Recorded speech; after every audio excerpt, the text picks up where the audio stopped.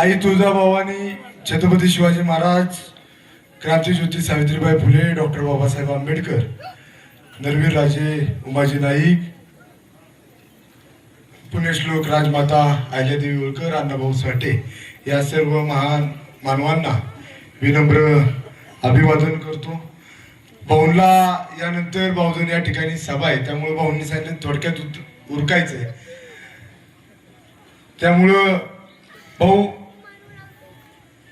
माझ्या खेड जिल्हा परिषद गटातील प्रमुख ज्या मागण्या आहेत त्या मागण्या फक्त मी थोडक्यात भाऊ या ठिकाणी आपल्या पुढे मांडतो। आमच्या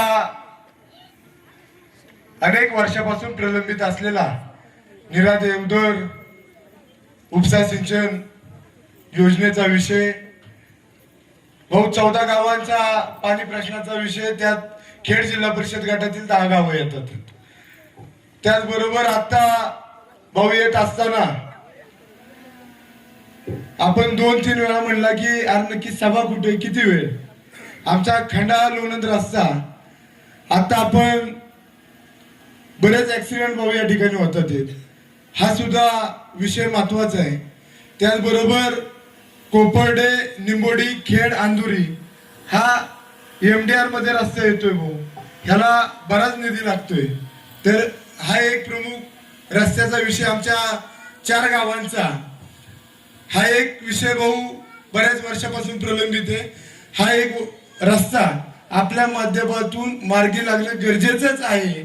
आणि त्याचबरोबर आमच्या खेड गावातील सगळ्यात महत्वाचा विषय भाऊ की लोणंदला ग्रामीण रुग्णालय प्राथमिक आरोग्य केंद्र होतं, परंतु नगरपंचायत झाल्यामुळे प्राथमिक आरोग्य केंद्र रद्द झालं आणि आमच्या या खेड गावात म्हणजे खेड जिल्हा परिषद गटातलं सगळ्यात मोठं गाव हे खेड आहे आणि खेड गावामध्ये 3500 लोकसंख्या आहे भाऊ आणि उपकेंद्र आहे। त्यामुळं आमच्या खेड बुद्रुक गावचा किंवा आजूबाजूच्या खेड, बोरी, सुखेड या गावचा सगळ्यात ज्वलंत विषय कुठला असेल तर प्राथमिक आरोग्य केंद्राची खेड गावामध्ये भाऊ फार गरज आहे। आणि आपण ग्रामविकास मंत्री भाऊ, हा विषय माझ्या खेड गावामध्ये मार्गी लागणं फार गरजेचं आहे। त्याचबरोबर आज या ठिकाणी आपल्या सगळ्यांना विनंती करतो की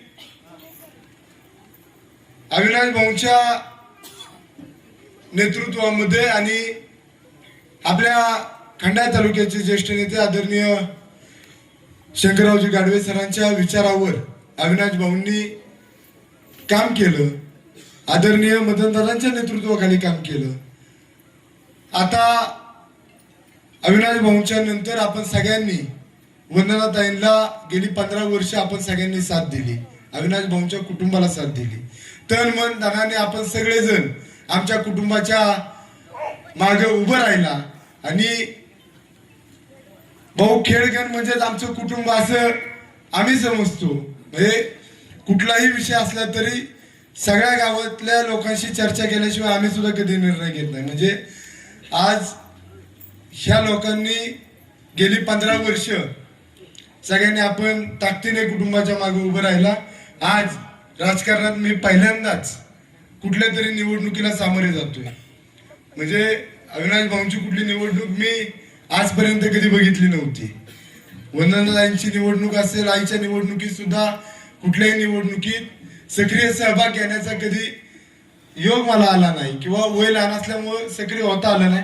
आज पहिल्यांदा सक्रिय सहभाग घेतला किंवा निवडणुकीला सामोरे जात असताना कळत न कळत माझ्याकडून काही चुका घडल्या असतील, घडत असतील तरी आपण सगळ्यांनी मोठ्या मनाने माफ करावं।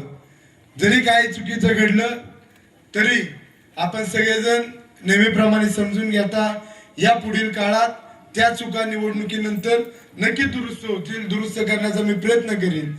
जरी चुकल्या तरी समजून घ्या।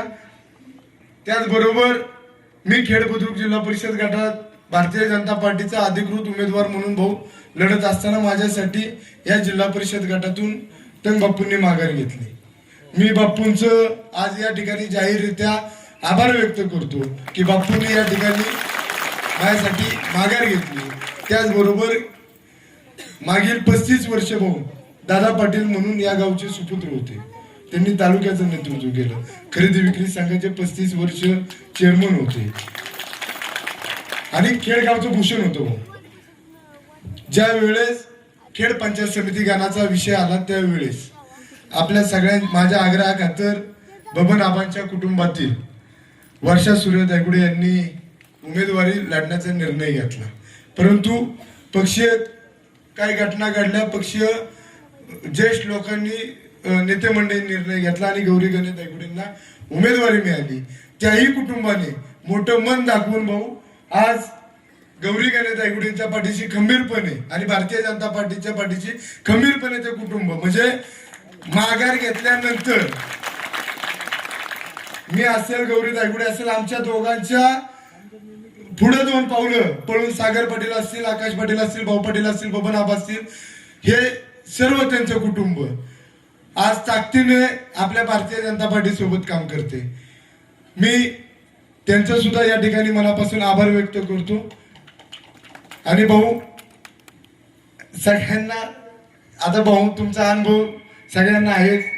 आपल्या सगळ्यांना विनंती करतो की जया भाऊ असतील, मदन दादा असतील, अनिरुद्ध दादा असतील, ह्या सगळ्यांची ताकद माझ्या मागे आपण सगळ्यांनी ताकद उभी करा. येणाऱ्या काळात हे नेतृत्व आपल्या मागे खंबीरपणे येणाऱ्या काळात विकास कामांना कुठेही आपण कमी पडणार नाही. एवढंच या ठिकाणी बोलतो आणि थांबतो. धन्यवाद.